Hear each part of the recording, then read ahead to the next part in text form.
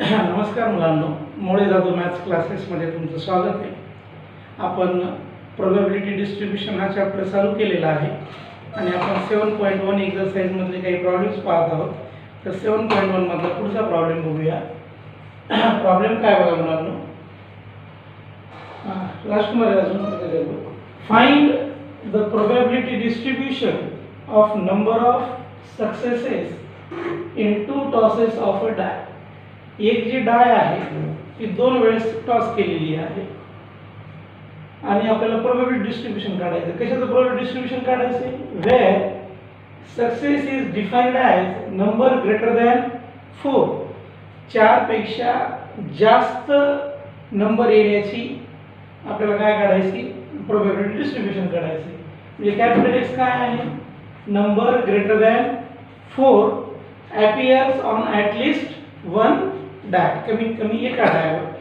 म्हणजे मुलांनो, आता हे उदाहरण आपण थोडंसं वेगळ्या पद्धतीने सोडवणार आहोत. डाय कितीदा फेकली मुलांनो? 2 वेळेस. मग n is equal to 2. n is equal to 2.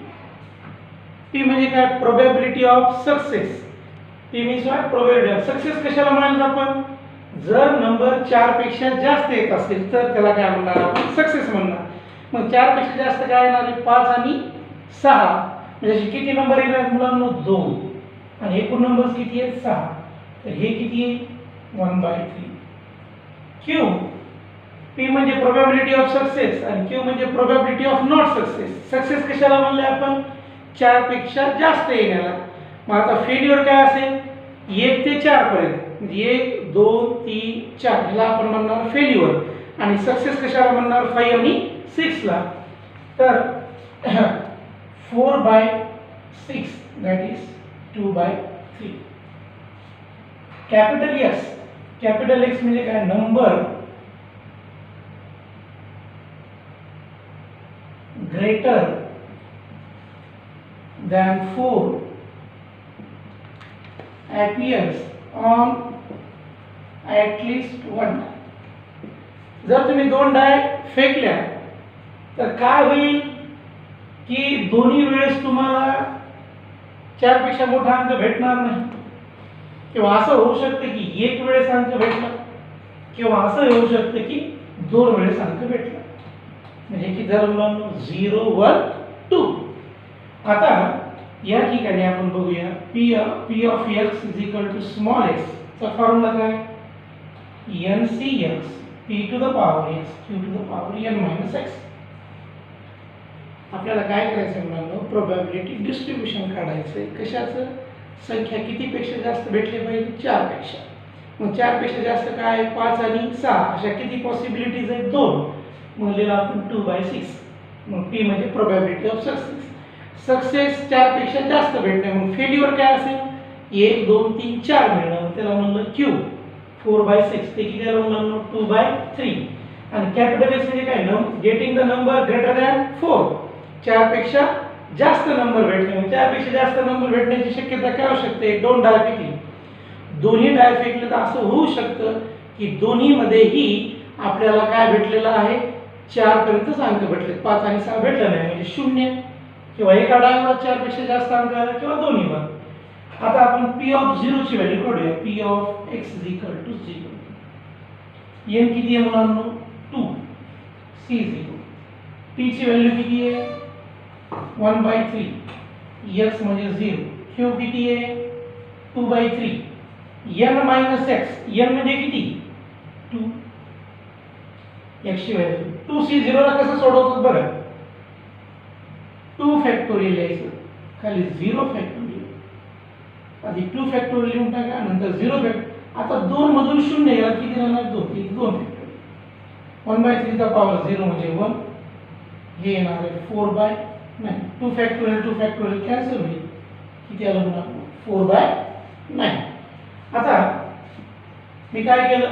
p of x is equal to 0 घेतलं. आता मी p of x is equal to 1 घेतो. p of x is equal to 1.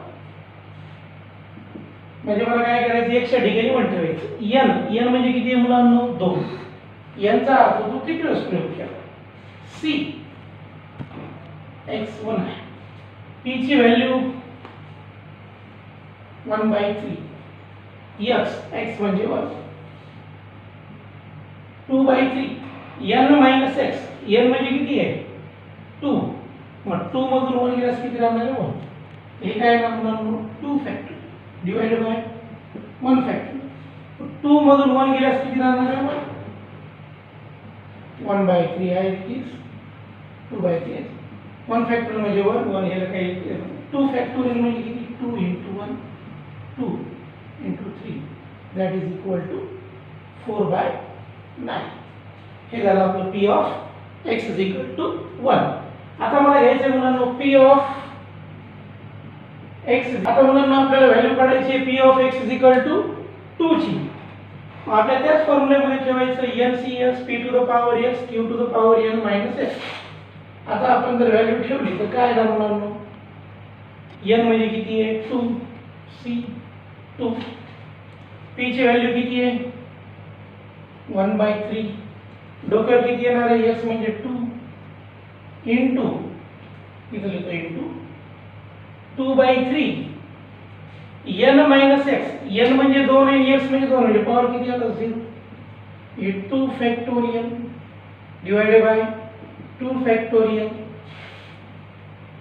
2 मधून 2 गेल्यास किती येणार आहे 0 फॅक्टोरियल 1/3 चा स्क्वेअर म्हणजे किती 1/9 आता 2/3 चा पॉवर 0 आहे म्हणजे आन्सर किती आला मुलांनो 1 2 फॅक्टोरियल कॅन्सल झालं आलेलं आहे आन्सर 1/9 म्हणजे बघा x is equal to 0 असताना आन्सर आलेले 4/9 1 असताना आलेले 4/9 आणि 2 असताना सुद्धा किती आलेले 1/9 आता मला लिहायचे प्रोबॅबिलिटी डिस्ट्रीब्यूशन लिहायला सांगितलं होतं त्यांनी आपल्याला आता या ठिकाणी आपण प्रोबॅबिलिटी डिस्ट्रीब्यूशन लिहूया hence probability distribution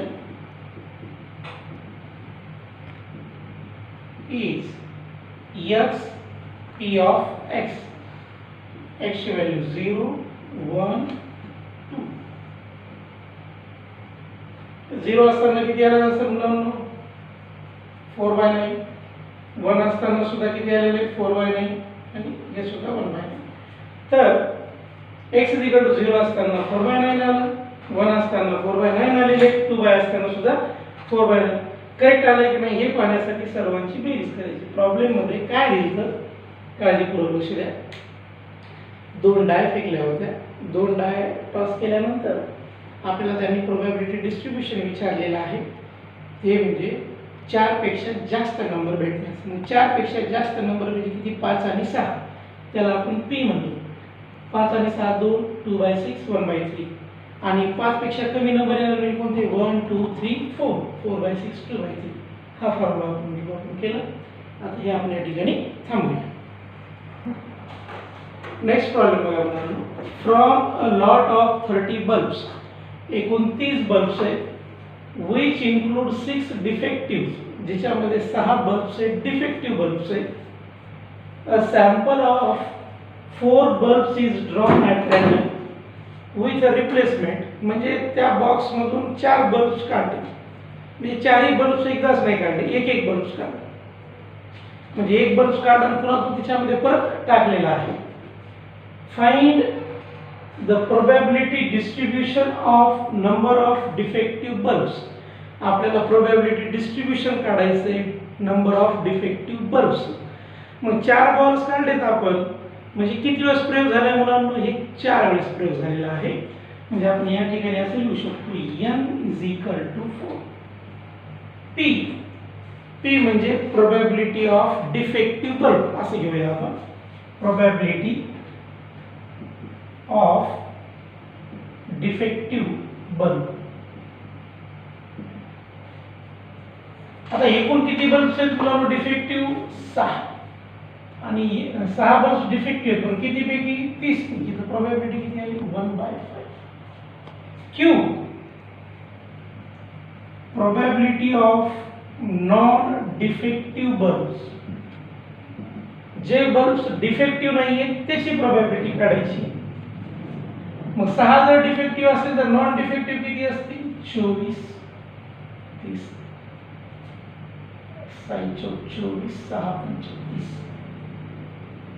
capital x म्हणजे घेऊया नंबर ऑफ डिफेक्टिव्ह बल्ब्स. मग डिफेक्टिव्ह बल्ब्स किती असतील? 4 वेळेस आपण काढलेलं. असं होऊ शकतं की एकही बल्ब डिफेक्टिव्ह नाही किंवा एकच डिफेक्टिव्ह बल्ब काढला आपण बाहेर, किंवा 2 काढले किंवा 3 काढले किंवा 4, ह्याच्यापेक्षा जास्त जाणार नाही. म्हणजे एकची व्हॅल्यू 0 1 2 3 4. प्रॉब्लेम थोडासा मोठा आहे मुलांना. P of capital X is equal to small x and Cx p to the power x q to the power n minus x. आता या ठिकाणी 0 ठेवूया. 1 2 3 आणि 4. P of x is equal to 0. n ची व्हॅल्यू किती आहे मुलांनो? 4. C 0. p ची व्हॅल्यू किती आहे? 1/5 पॉवर 0. 4/5 4 minus 0. 4C 0 काय आहे बघा? 4 फॅक्टोरियल 0 फॅक्टोरियल. 4 मधून 0 काढा. 4 फॅक्टोरियल. 1/5 चा पॉवर 0 म्हणजे 0. 4 चा चौथा घात किती येणार आहे मुलांना? 4 चौक 16 16 गुणिले 16 256. आणि 5 चा चौथा घात येणार आहे 625. म्हणजे हा 4 फॅक्टोरियल काय झालं मुलांना? कॅन्सल झाला. 16 4 फॅक्टोरियल कॅन्सल झाला. 0 फॅक्टोरियल म्हणजे 1, म्हणजे हे आलं 1 भागिले 625. तर मुलांना 256 कसं आलं लक्षात आलं का? 4 चा पॉवर केला पॉवर 4 म्हणजे किती येणार आहे? 1 2 समजा केलं 16 16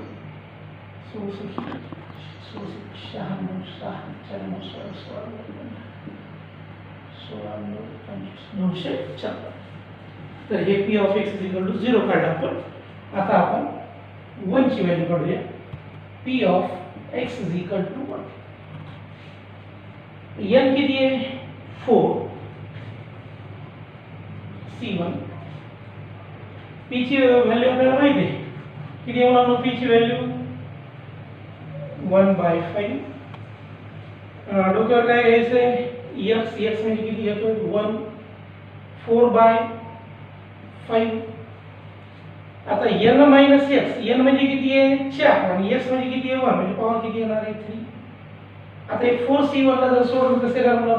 4 फॅक्टोरियल 1 फॅक्टोरियल 4 मधून 1 गेला 3 फॅक्टोरियल 1/5.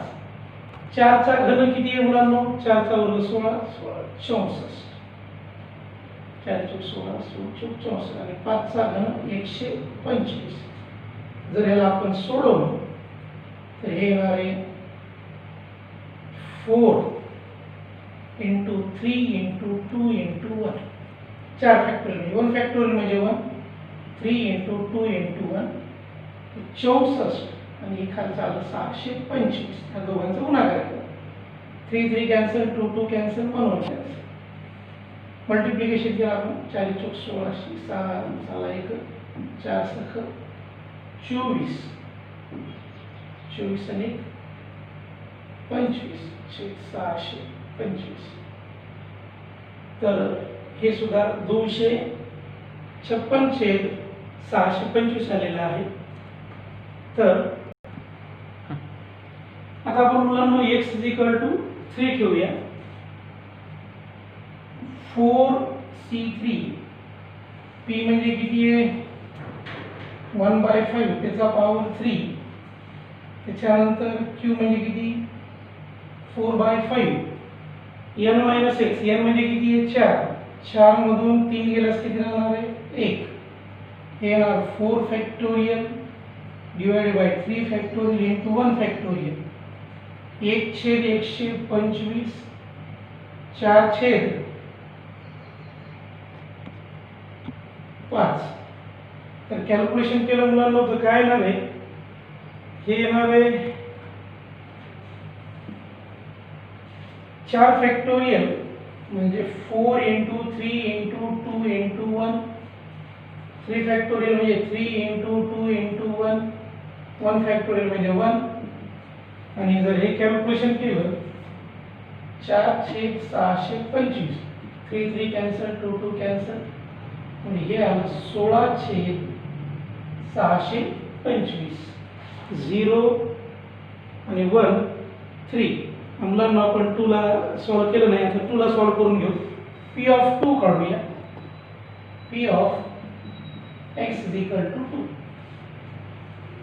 यांच्या ठिकाणी 4 c2 p चा पॉवर आहे p ची व्हॅल्यू आहे 1/5 त्याचा पॉवर किती घ्यायचा आहे 2 q ची किंमत आहे 4/5 n - x म्हणजे किती येणार आहे 2 n म्हणजे 4 4c2 किती येणार 4 फॅक्टोरियल 2 फॅक्टोरियल इंटू 2 फॅक्टोरियल 1/25 16/25 आता 4 फॅक्टोरियल ला मी असं लिहू शकतो 4 × 3 × 2 × 1 2 फॅक्टोरियल म्हणजे 2 × 1 म्हणजे 2 16/625 बेदोनी 4 3 दोन्ही 6 16 साठी किती 96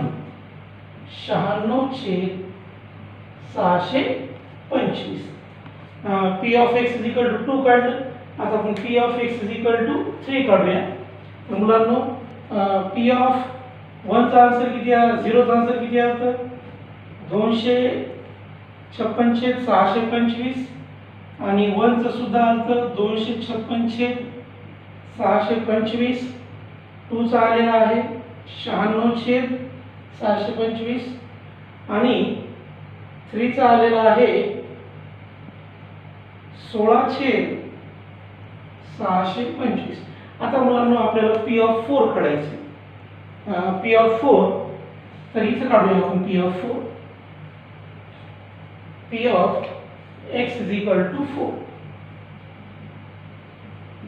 4c4 p ची व्हॅल्यू किती आहे 1/5 टू द पॉवर 4 4/5 ये आणि सेम आहे 4 - 4 4c4 म्हणजे किती 4 फॅक्टोरियल नाही तर याखाली 4 फॅक्टोरियल 4 मधून 4 गेले 0 फॅक्टोरियल 1/625 म्हणजे 1 येणार आहे तर आन्सर काय येईल बघा तर आन्सर येत आहे 4 फॅक्टोरियल कॅन्सल 1/625 ही व्हॅल्यू कशी द्यायली p ऑफ 4 ची p of 4 hence probability distribution x 0 1 2 3 4 answer बरोबर आलेला आहे की नाही आपण बघूया अगोदर 0 ची व्हॅल्यू किती आली ती p ऑफ x 256/625 256/625 नंतर आलेले 3 ची 96/225 सॉरी 0 आणि 1 च्या व्हॅल्यू सेम आलेल्या आहेत 96/22625 आणि नंतर 3 चं किती आलं